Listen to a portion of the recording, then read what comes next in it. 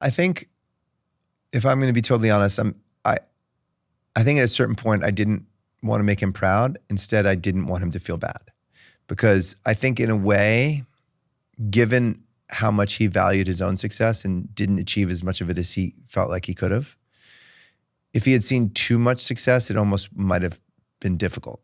I could see that a little just with as it was happening. Dad, look, got 400,000 views on this.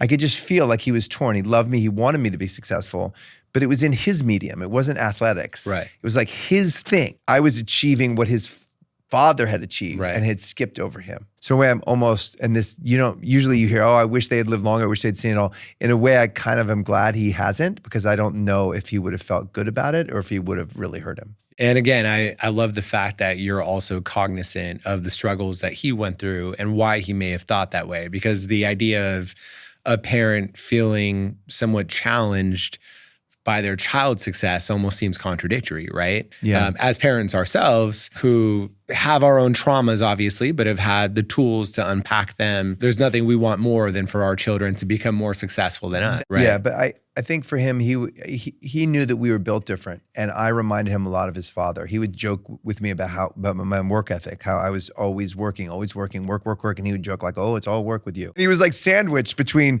his father and his son, both of which were super hardworking, ambitious people, and him who wanted to be it, but also was distracted a lot, was watching a lot of television, was doing stuff that was keeping him from being. And seeing me do it and just continue to accelerate, I think that was probably pretty hard. And yet he couldn't find it himself to get up and motivate himself to do it.